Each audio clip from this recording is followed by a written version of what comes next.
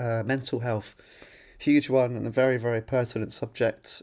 Personally, I do have and have had issues with my mental health just relating to being a freelance producer, a musician, and trying to keep that going. Feeling lonely sometimes, isolated, struggling, and it hits you. Really, it can get you down. So the music industry, it says here, Google says, the music industry can be a tough place to work and independent artists are often under a lot of pressure. This can lead to stress, anxiety, and depression. Yes, it can, and it does. And the pressure thing is an interesting one because you're going to have your goals, you're going to have your things you're striving for, and that's where the pressure comes from. And obviously, if you are independent, the lack of support and doing everything yourself and not having the money. So it all builds up the previous things, the time, the promotion, the money, all of that is going to be adding up to this pressure. So yeah, you need to find ways to manage that. If you can't manage it yourself, find community, find people to share with. And this is just generic advice really. I'm not trained in this stuff. I just still feel like from what I've picked up in hearing people who are experts in things like anxiety and depression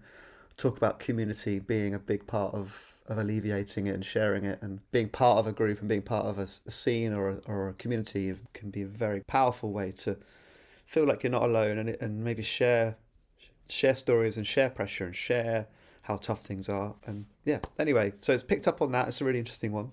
I think if you are suffering, it sucks and you're not alone, and everyone goes through these things. And so I think the main thing is really just to know that the sport's out there and it will pass.